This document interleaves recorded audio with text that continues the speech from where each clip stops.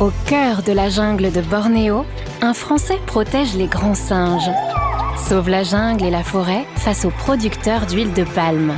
Il s'appelle Chani et il nous fait partager sa vie sur RZN Radio.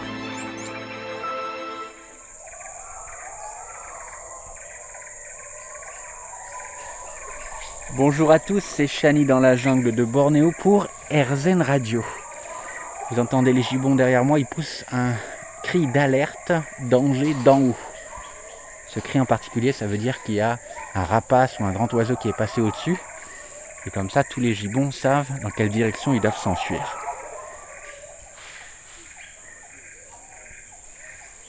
Alors, je suis aujourd'hui toujours au centre de soins de Calauet à Bornéo, là où on s'occupe des animaux victimes de la déforestation et des trafics. Et je suis aujourd'hui devant la clinique vétérinaire au milieu de la forêt, au milieu des enclos. Un bâtiment en dur, tout blanc.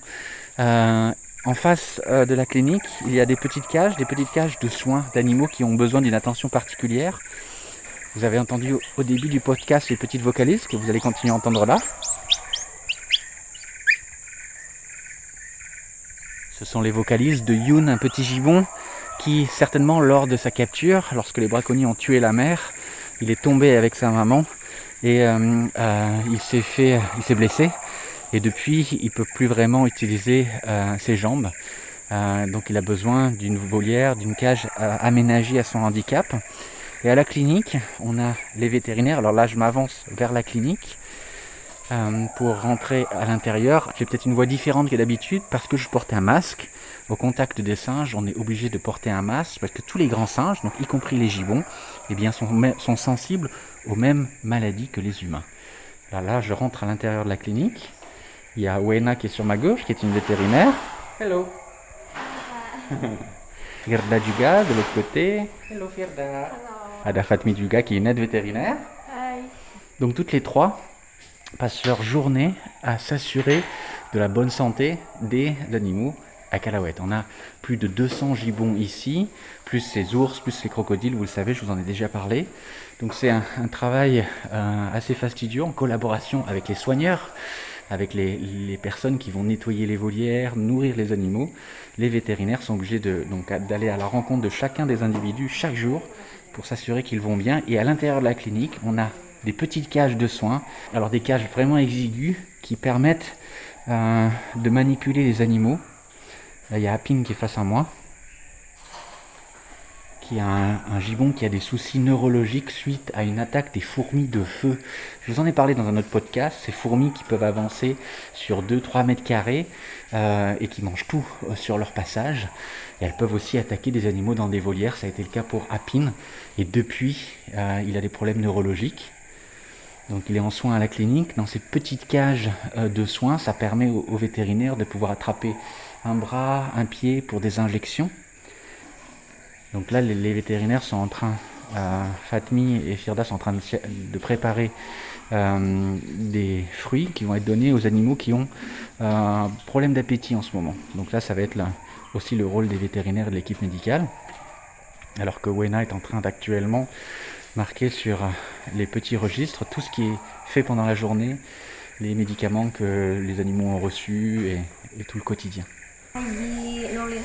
Donc elle m'explique qu'elle est en train de noter tous les soins apportés à un gibbon qui s'appelle Oupat. Oupat, c'est un petit gibbon qui est actuellement au milieu de la clinique, sur le sol, dans une cage de même pas 1 mètre sur 1, dans un cube. Pourquoi ? Parce qu'il est tombé malade. Ça fait 2 semaines qu'il avait des symptômes de perte d'appétit. Donc les vétérinaires l'ont attrapé donc d'une des grandes volières pour l'apporter à la clinique. Et là dans une cage de soins. Donc toute petite cage avec une serviette.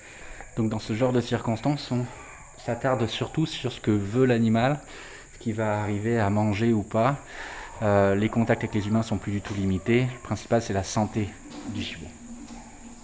Vous êtes toujours avec Chani dans la jungle de Bornéo pour RZN Radio. Je me trouve dans la clinique vétérinaire au milieu du centre de soins de Calauet à Bornéo. Et devant moi, il y a un petit gibbon qui s'appelle Oupat. Alors petit par la taille certes, parce que les gibbons ne sont pas très grands. Ils font 90 cm pour 6-7 kg. mais c'est un animal adulte.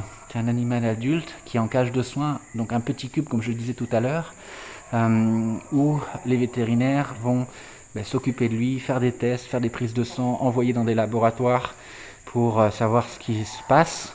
Le plus gros souci avec les gibbons, ce sont les parasites.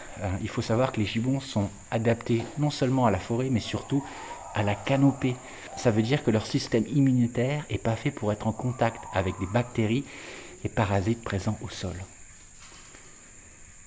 Ce qu'on retrouve en commun avec tous les gibbons lorsqu'ils tombent malades, c'est qu'ils ont de suite les arcades sourcilières qui ressortent beaucoup, les yeux qui rentrent comme ça à l'intérieur du visage, un peu comme moi d'ailleurs, et une perte de poids. Le plus gros souci pour les vétérinaires ici qui s'occupent des gibbons, c'est que les gibbons, comme ce sont des animaux sauvages, ils vont prendre sur eux dès qu'ils ont un souci. Donc on ne le voit pas.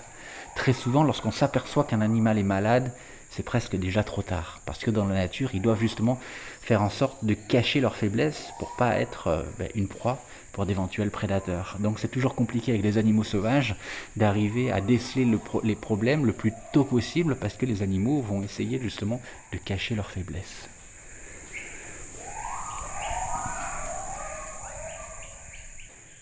Et ici, on a tellement d'animaux que il y a toujours des patients à la clinique. Et ce n'est pas trop que d'avoir 2 vétérinaires à plein temps, plus une aide vétérinaire pour s'occuper de tous ces animaux. Là, il y a Firda qui s'est approché de Oupat, le petit gibbon malade, et qui lui donne les fruits. Il vient de saisir des feuilles de papaye. On donne régulièrement des feuilles de papaye pour les gibbons, parce que c'est très bon aussi pour leur système immunitaire, leur système digestif. Et c'est un bon signe de le voir s'alimenter.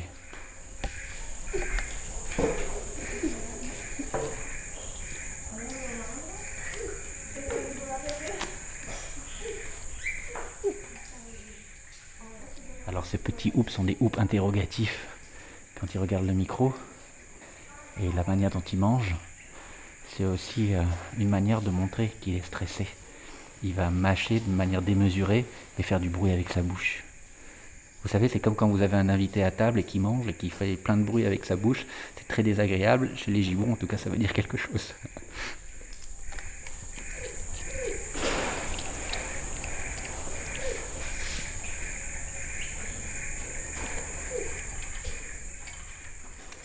Alors je m'écartais parce que ça le stresse justement que je sois trop près de sa cage.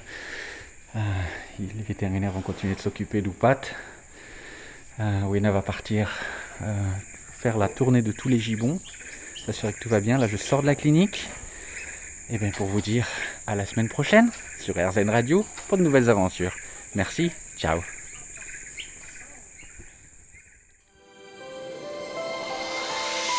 Rendez-vous la semaine prochaine pour un nouvel épisode sur la vie de Shani. Et dès maintenant, soutenez son combat. Rendez-vous sur kalawait.org.